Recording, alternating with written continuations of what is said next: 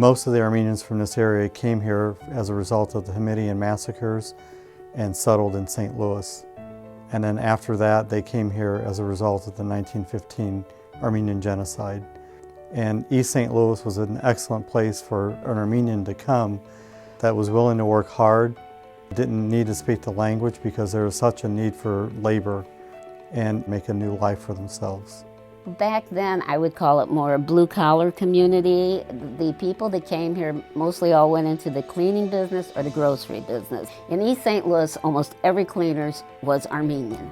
But first generation and second generation, everybody has basically gone to college. We now have teachers, lawyers, doctors, engineers, almost every gamut. We had a group called the Independent Club, and they were young people, young couples who decided to get together, and it wasn't one side or the other. That was the name, the Independent Club. And they decided we should have a church. So they wrote to the government and asked which church was recognized by the United States of America. The government said that the Church of Echmiadzin was the one that was recognized. Therefore, our church was the one that was chosen, and that was the church that was established here in East St. Louis on Summit Avenue, 13th and Summit, and Holy Shoghagat was the church that became our church. We had a lovely church in East St. Louis. We called it our Little White Church. Initially, we bought the church, and then we purchased the Parish house next door. And later, we even purchased another parcel of land there.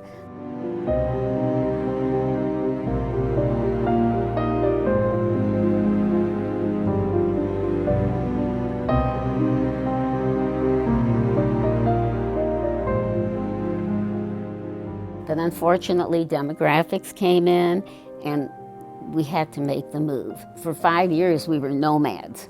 We traveled and had church services in various churches. Deacon Manug, who is now Der Yepram, and George Marifian literally were driving around, and they saw the present land on which our church is, and they knocked on the door of this farm lady and talked her into selling the ground. And here we are today.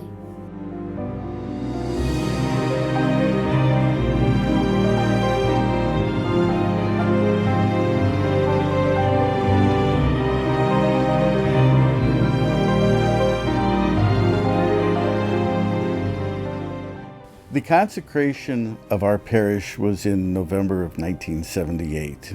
It was a time of great excitement and anticipation for Torkom Sirpazan to come to Belleville to consecrate the church.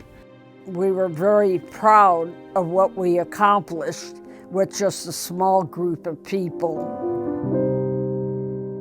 The people in our community are somewhat diverse. The Karetsis and the Vanetsis and those from Shoghagat and from Tomarza. The wonderful thing is that all of these little different groups brought something together. I mean, we were all highs, but they brought some of their local customs. For me, it was very, very enjoyable, and that was one of the reasons I got closer and closer to the church.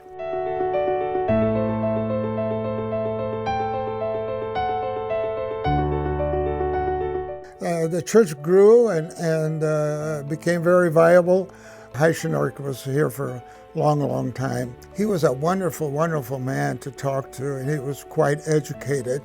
He could communicate with many people and on many levels.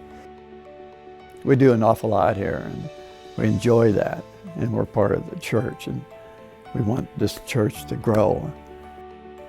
The Women's Guild is very active.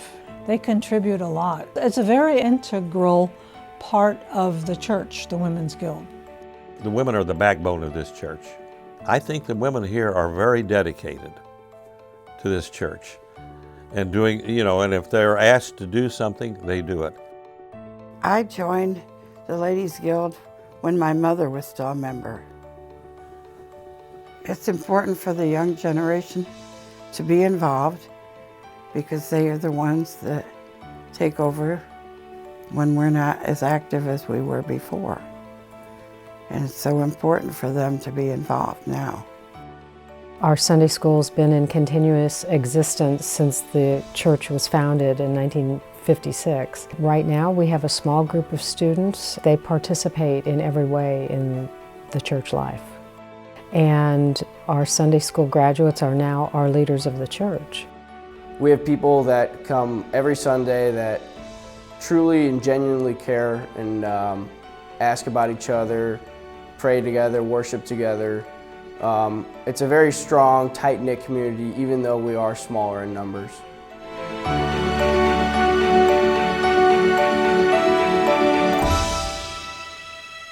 Even though I've been here for a short time, I've experienced the warmth, love, and hospitality of our parishioners. This is a testament to their Christian faith and strong Armenian identity. It gives me a lot of pride to see how far our community has come. And it also reminds me that we still have a challenge ahead of us, that we do what we can to teach our next generation to carry on the work that our predecessors have done, that we have done, and that we can pass the torch. The church brings value to your character. My father believed that the church was a salvation of the Armenian people to keep them together, and it's the only thing we have. If we don't have a church, the Armenians here are nothing. With the church, we are something.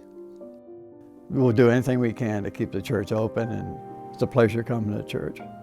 I just love the people in this community. The Holy Spirit is at work here, and we truly believe that He has done great things and will continue to do great things for our community. I'm here because I believe firmly that the church is important and my heritage is important, and that's why I'm here, to further both of those.